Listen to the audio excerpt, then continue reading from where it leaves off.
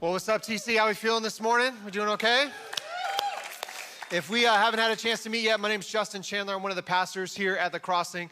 And I will say, I'm one of the people who still believes it's Thanksgiving weekend. I know some of you have already turned the corner and you're already starting to say Merry Christmas or Happy Holidays. I am one of the people that until the end of today, it's Thanksgiving weekend. I'm gonna run it out, and then Christmas can have the other 11 months. But for right now, we're in the Thanksgiving window. And as we're in that, I got a question for you as we're getting ready to get started. Have you ever gotten some bad advice in your life? And not bad advice that's, hey, take a left over there, and then you end up making a wrong turn. But the kind of bad advice that influences kind of the rest of your life in light of that one advice-giving moment. And this may be too soon to the holidays for me to ask it to you. Like, you may have just survived your family get-together on Thursday, and the fact that I'm asking, hey, did you get any bad advice recently? You may say like, hey, Justin, it's too soon. I'm tender about it. But there's times where we have a Thanksgiving moment, and people will say like, hey, here's how you should cook the turkey. This is the way it should be done when you're hosting for the very first time. There's moments that say, hey, when we go Black Friday shopping, like here's where we should meet up at, and here's the route that we should take, and it's complete insanity and bananas, and you regret ever going with that person. Or it could be one of those moments where, you know, someone says, hey, we should go to so-and-so's house for their Thanksgiving thing. And the moment you walk into so-and-so's house, you realize why you don't go to so-and-so's house ever. But then now you're trapped there because you committed to the Thanksgiving time, and now you're gonna have to like settle in and wait for the rest of it. One of the moments that happens to me, especially when we're on the food train, I'll just confess to you, I don't like mushrooms. And if you're a mushrooms person, like you may just be offended right now, but I don't like mushrooms. I don't know if I had a bad experience or something like that. But anytime I say to people, I just don't like mushrooms, they'll say to me, you know what you should do? Like, here's how you should cook the mushrooms, or here's how you should have them. Here's the way that you should eat it. And if you did it like that, you would like mushrooms. And I kindly want to say to that person, I've tried mushrooms in a variety of ways. Like, I've had it in all these different experiences. My brain cannot reconcile the eating of a fungus. And so I'm not gonna ever really enjoy the taste of a mushroom, right? And so we just have to let that go. And it could happen around the holidays, but people have a tendency to give us advice about a lot of things. They give us advice about the college we should go to, the job that we should have, the person we should date, what our marriage should look like, how we should parent, who should fix our cars, where we should get our hair done. Like, we have all of these different advice-giving moments in our lives. And as the Christmas season starts to amplify, you and I are gonna start to feel the tension around a number of things as we complete this year. And there's gonna be plenty of moments between now and the end that you're gonna have people telling you, here's what you should do. And it's really important as we get into this season for us to remember that what we celebrate in Christmas is much more than just December 25th. It's much more than the lead up and the presents and all of the frenzy that we create about it. It's more than the memories that we have or the mishaps that we step into.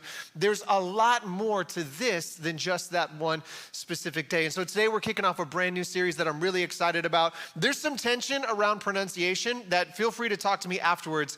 I don't know if you say tis with an S or tis with a Z, right? And so we can feel free to poll this afterwards, and you may never be able to forget this for the rest of my talk, right? So dial in just a second. But there's a lot of controversy that's starting to develop on whether it's tis the reason or tis the reason. But as we're gonna get ready to jump in today, here's what I'd love for you to do. I'd love for you to open up to Isaiah chapter 9. If you have a Bible, you can turn there. If you don't own a Bible, you can download the app that we have available on every app store that you can be able to be a part of it there. There's a little notes button you can push, and it'll help to bring you to that. If you don't own a Bible and you'd like one, we have some available for you at Guest Connect that we'd love to give you one as a gift. And if none of those options are appealing to you, you can follow along on the screen. We'll put everything up there. Throughout this series, we're gonna have a chance to focus on one verse. And it's one of the most popular Christmas verses that we have a chance to read. But in particular, this one verse comes with a number of things that I just want to set some context for. So when we read the Bible, especially as we gather in a room like this, we'll have a chance to read what are called Gospels, right? The story of the life, death, and resurrection of Jesus. We'll read letters that are written to churches or letters that are written to individuals that are included in the Bible. We'll have a chance to read some historical books that help to highlight how God's been working in human history. We read wisdom literature that can influence the way that we live and the decisions we make. We read these songs called Psalms that help to highlight the emotions of what God is doing in and through our life. And the book of Isaiah is what's called a prophecy. And so Isaiah wrote to a very specific people group in a very specific time, but he also helps to look forward to a future that they're not yet experiencing. And so for the people that Isaiah is writing to, they've just exited or just left the greatest season that they had as a nation. They had hundreds of years of kings. They were expanding in territory. There was new prosperity. They had one of the strongest armies in all of the world. And so this started to be the reputation of this nation. And as Isaiah is writing, they've just been conquered. And so they now live as an occupied people, no longer one of the most powerful nations, but they're starting to be forgotten. And so as Isaiah starts to set the scene of what God is doing in the midst of this time, he has a number of chapters that he highlights not only how God spoke to him, but how God is beginning to speak to this people. And so we're going to pick up in Isaiah chapter 9, verse 1. It starts like this. Nevertheless, there will be no more gloom for those who were in distress, right? And so nevertheless kind of becomes this moment where it's like, take everything you know, everything you've heard, everything you've experienced, in light of all of that, and there's a lot of that for them, right? That they, again, just conquered, just defeated in war after they have a history of being undefeated, after they have this history of God always being on their side and everything always working their way. And now they're starting to experience these moments where it seems like that's not happening anymore, or God has left, or maybe God's not on their side anymore. And so you can understand how confusing it would be for people that were convinced in their brain that if I follow God, everything's going to go well for me. There'll never be a bad day. There'll never be a hard time. Nothing's ever going to go bad. And yet now for these people, when we see there will be no gloom, it has to let us know that right now there's plenty of gloom, right? And gloom could be one of those things that you're currently experiencing, right? It's that feeling that when you walk into the room and everybody else is smiling, you feel like you're pretending. It's that moment when you're going around the Thanksgiving table and everybody's celebrating, and here's what I'm thankful for, and here's what I'm thankful for. It feels like you're giving an obligatory thanks, like the thing that you should be thankful for, but inside of your soul, it doesn't feel like that. And it doesn't matter what room you walk into or what location you go, it seems like there's this dark cloud that just hangs over you, and everybody else is seeing life differently. And so for this people group, right, again, having had all of this history of success and prosperity, they're now sitting in this moment where it seems like no matter where they go, there's just a dark cloud over them. No matter where they end up at, it seems like nothing is going their way. And it starts by saying, for you, in light of everything that's happening right now, there will be no more gloom. There will be no more distress. And that sounds like a really great sentence to start with. And so if you've been living in times of gloom, or if you've had these dark cloud times, and maybe it's been that kind of year for you, you would ask the question, so how do you move out of that? Like, how do you get away outside of just saying, don't be gloomy anymore, which continues in verse number 2. It says this, that the people walking in darkness have seen a great light. On those living in the land of deep darkness, a light has dawned. And for us, like, we can recognize gloom seasonally because we have this 1 month a year that's gloomy here. And it's not even that the entire day is gloomy, it's that the morning is gloomy and we're like, oh, we're such an oppressed people, right? June is so awful, right? So we can get that in that one little window. And yet we recognize that there's certain places in the country and around the world where for them, gloom is a seasonal occurrence. So let's talk Pacific Northwest. That if you head up there, it's a different kind of June gloom, right? It has a different effect on people. Some of you would be like, oh, I'd love to go because the idea of rain and green trees and we don't have to deal with a drought anymore, that would be incredible. And some of you, the thought of going to a place where it rains more than one day in a row, you already are starting to get anxiety about it. You're like, I don't know if I need to pick up knitting. Like, what am I supposed to do inside when it rains? And on Wednesday or the earlier days this week, you were thinking, that's it, like Thanksgiving's ruined, right? It's rained for 12 hours, right? Havoc is being wreaked upon us. We're never gonna survive this torrential downpour. And then you saw the sunlight and you're like, God is with us. It is returned again, right? So you can see like gloom in a moment, but I want you to imagine what would it be like if gloom wasn't just a season. What if gloom wasn't just a couple of days or a couple of weeks? What if gloom became a way of life? And what if it wasn't just for you? Like you weren't just the one person walking into the room that felt that way, but it seemed like there was a deep darkness that had settled on everyone. Like imagine trying to climb out of that emotionally. Like imagine waking up to that in the morning and knowing everyone you talk to is gonna feel like it's all over, it's all gone. And so in Isaiah, he starts to say to this people walking in darkness, that they started to see a great light. To this people who have been living in deep darkness, a light has dawned.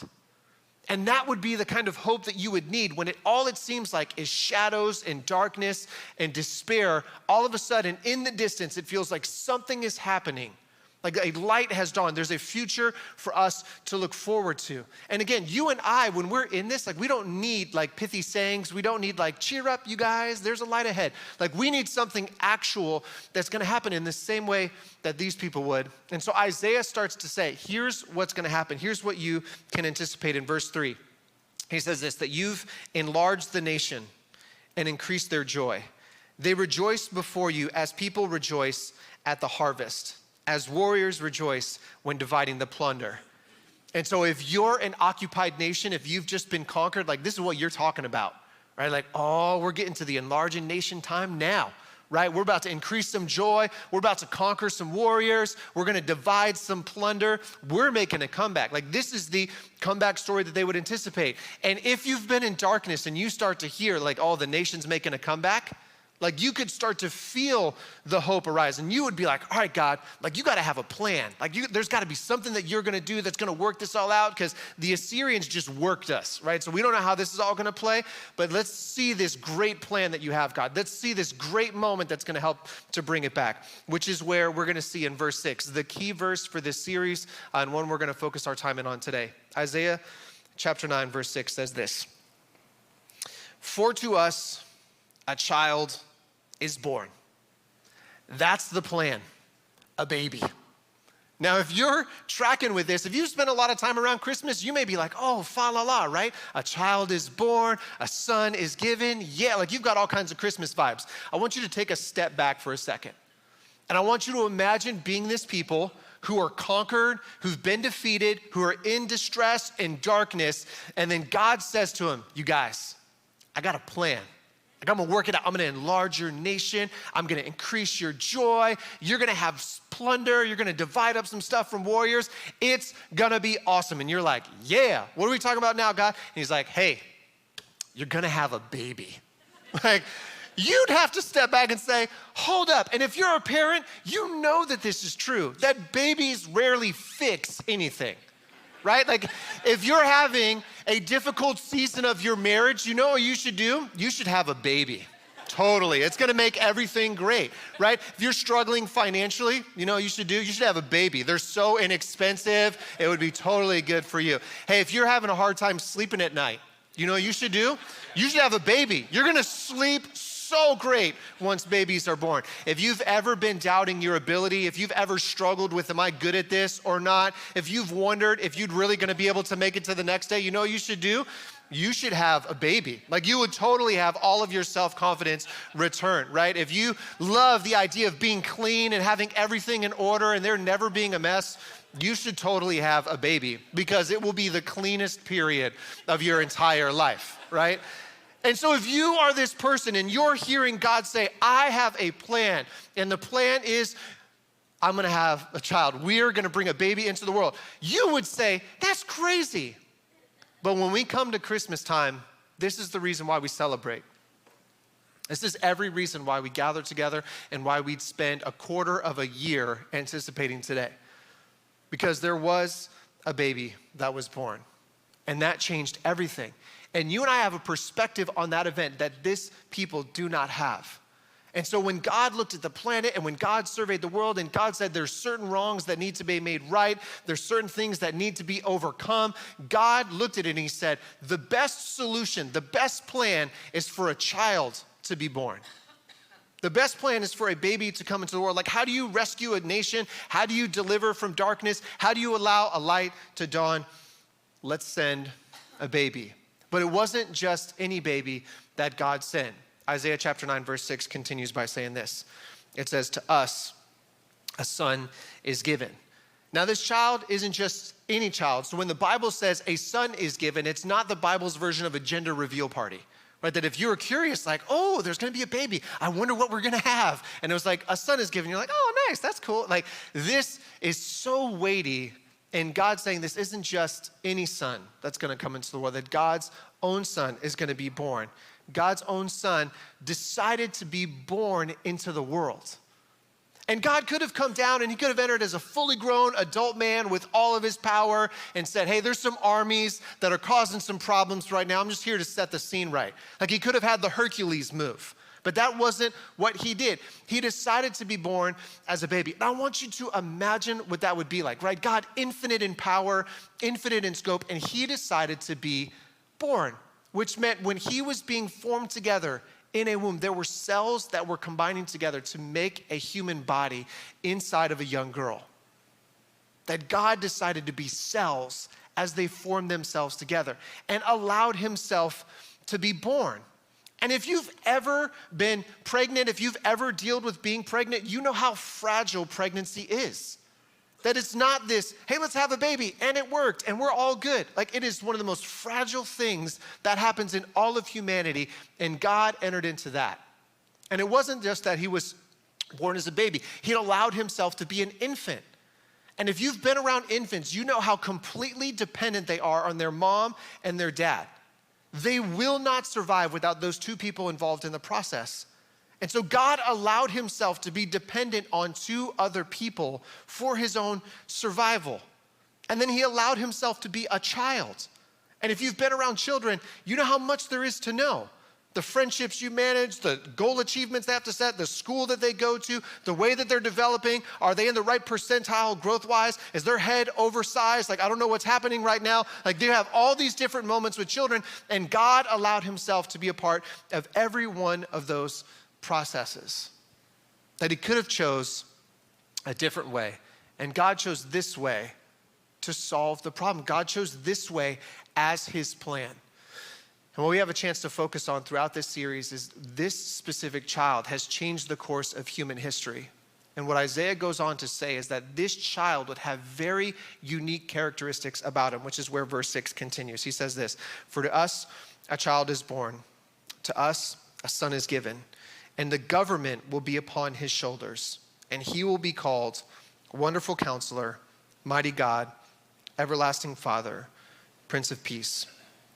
This child that's born, this Son of God that's going to enter onto the planet, it says the government of the world is going to rest upon his shoulders. And then he's going to have these 4 titles that are going to be descriptive of what he does on the planet. He's going to be a wonderful counselor, a mighty God, an everlasting Father, and a Prince of Peace. And each week over the next couple of weekends, we're going to look at one of those titles. And so today we have a chance to look at the very first one, Wonderful Counselor.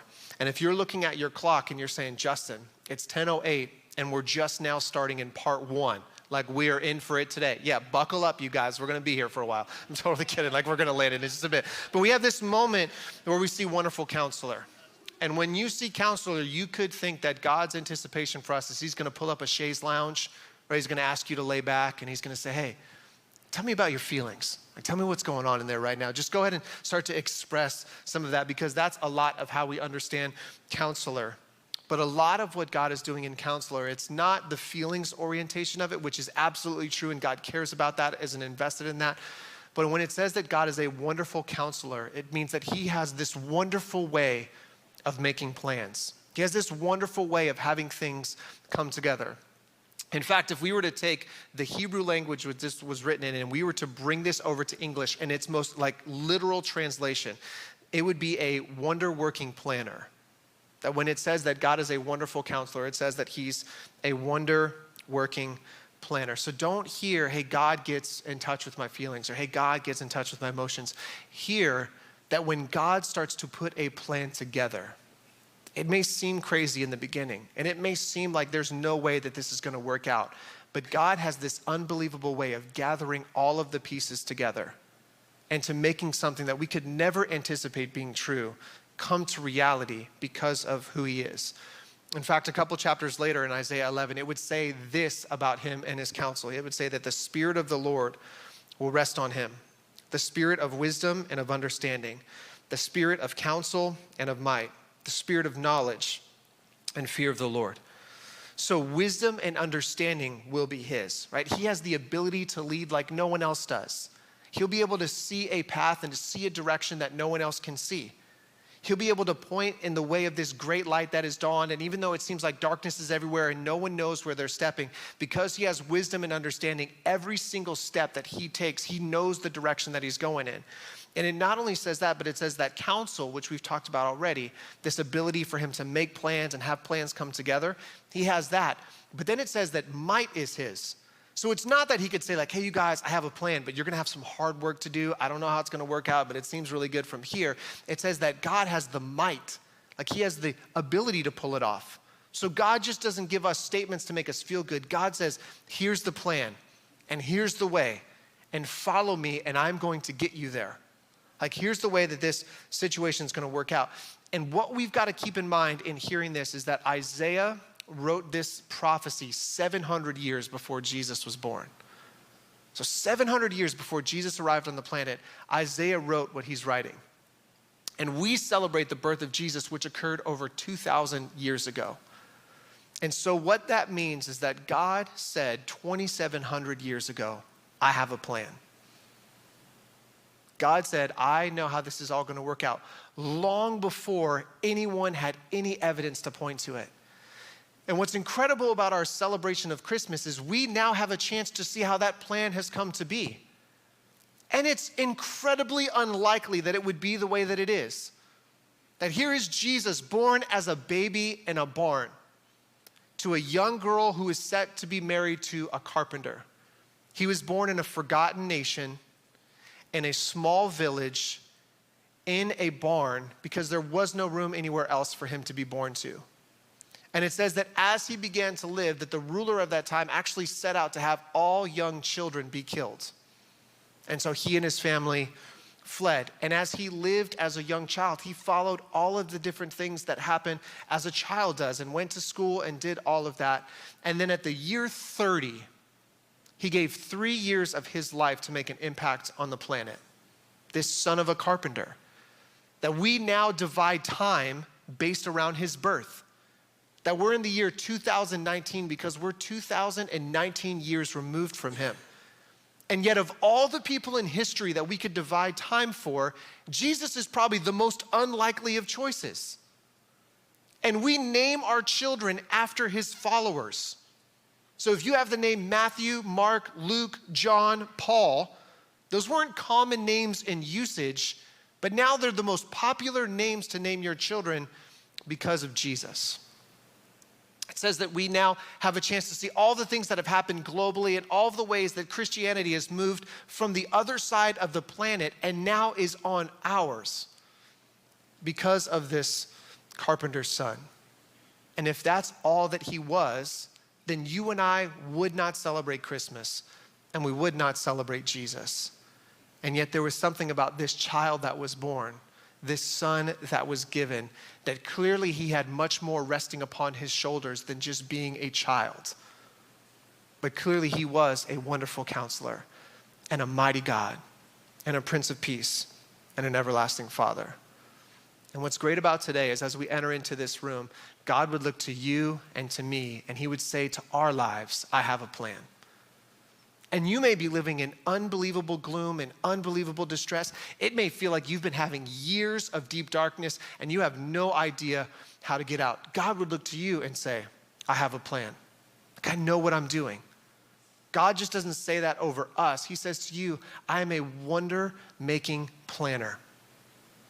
And if you can't see your steps, I can show you the way out. But also what's incredible is God, again, doesn't just say that to me. He says that to you and I. God says that he has a plan for us. And he has a plan for this church. Some that you've had a chance to hear Andrew speak about, that God says, hey, I have a plan to see more and more people come to this church over the next year to see their lives be changed.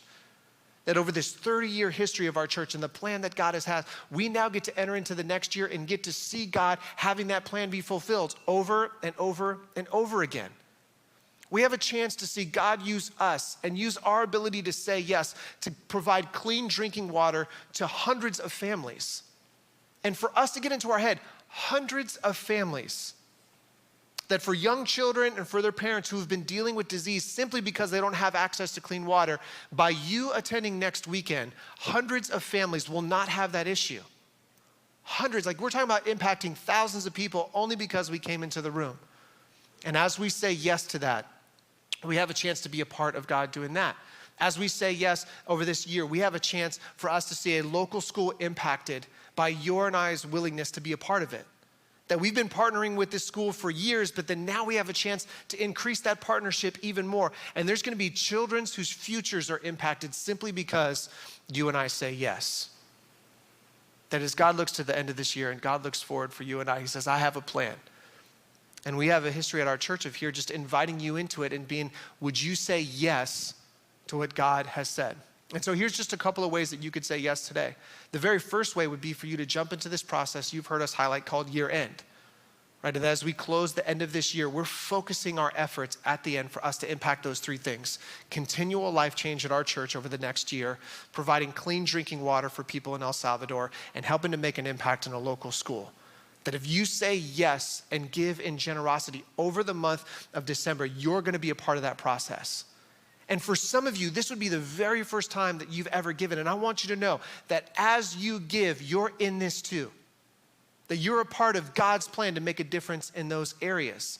For some of you, you've given before, but maybe this would be a month and a season of the time where you'd be like, I wanna regularly commit to that. And I don't just wanna commit in December, I wanna create the rhythm of my life over this next year, that I wanna be a part of what God is doing in and through this church throughout all of next year. And maybe some of you have been doing that, like you've been regularly a part of that. And maybe you would say, man, I wanna start to give God a percentage of what I have simply because I wanna say, God, I trust you. And I trust the plan that you have for me, and your plan for me extends far beyond whatever I have in my bank account. I know I can trust you on that. That as we follow him and we say yes. And maybe some of you are gonna step in and say, man, this is an opportunity for me to be generous. That in the way that God has been generous to me, man, what a way for me to step into that. Some of you, a way for you to be able to say yes today would be for you to say, like, I need counsel. That if God's a wonder-making planner, like I need some plans to be made. Because I've been living in this season for long enough, or I've been having this issue for too long, and I'm ready to see the plan that God has. I would love a light to dawn in my life. And maybe you could say yes there. And to the last group of people, man, maybe this is the first time you've ever come to church. Maybe you were staying at a friend's house and they're like, hey, we're going to church today, and you had no way to get out of it, right? So you had to throw some clothes on and you're here because you were trapped. So I'm so glad that you survived that and you're here for now. But I would believe that God had a plan. Maybe some of you were driving by and decided like, hey, we're gonna come in today. I believe every reason why every one of you is here is because God has a plan for your life, and today was a part of that. And that we have a chance to enter into the plan, not only that God has of the planet, but that God has for your life. And we have a chance to say yes to that. So can we do this as we close out today? Can we all stand up to our feet? And I'm gonna invite you to bow your head and close your eyes, not because there's anything magical about that process, but it just gives us a chance to pause and reflect before we get out of here, all right? So as you're standing up, you're bowing your head, you're closing your eyes. No one will be looking around and cheating. So if you see your neighbors peeking, you can give them a light elbow, right? That'll just be a way for us to all be in, all right? So as you're bowing your head and closing your eyes, I'm just gonna invite you as we say yes to be able to lift your hands. All right, so to the first one and to this year-end process, I'm not gonna ask you to lift your hand. But even now, as we talk about the way that you can enter into the plan that God has for this church and the way that that plan is gonna impact this city and other parts of the world, you can already feel God tugging and saying, I want you to be a part of this. And you may have all the reasons where you're like, that is not gonna work out, right? Or there's no way this could happen. I want you to trust the wonder-working planner that is God. And that if God is inviting you to say yes, I'm telling you, he's got you. And if you have questions, if you're wondering how that works, man, we're not gonna pressure you into it. All it is an invitation. And I or Andrew, another member of our staff, and we'd love to talk to you about how you can be a part of this process. To the second group of people, if you're saying, man, I feel like there's this gloom over my life, or maybe it's progressed into a deep darkness, and you're like, man, I need a light to dawn. I need a little bit of hope. I need a little bit of counsel. I need to know what my next step is. And maybe it's not that bleak, but you would say, man, I need this wonder-making planner that is God to show me the direction because I feel like I'm lost. Could you lift your hand up real high because I want to be able to pray for you? So if you're saying like, I need God to show me a way today. Wow, thank you so much for lifting your hands up. Yeah, thank you so much. Thank you. All right, into the last group. If you're in the room today and you want to say yes to Jesus, maybe this would be the first time you ever said yes to faith in Jesus, or maybe today You're coming in and you're making a comeback. Like maybe you had an affiliation with faith when you were young, but you fell off. And today, even you saying yes, it almost feels like you're coming back to faith again for the first time. But you want to say yes to Jesus today. Could you lift your hand up real high? Because I want to be able to pray for you. So if you're in the room saying yes to Jesus, could you throw your hand up really, really high? And I'm just going to pause on a second for this one, not because the other ones are less important, but I want you to know we started our church for you. And there's going to be a member of our guest experience team who's going to sneak over to you. They're going to give you a little say yes card. It's one of the ways that we have the ability to communicate. And here's what I want you to know. I feel like you made the greatest decision in all the earth. And that God 2,700 years ago was planning this out.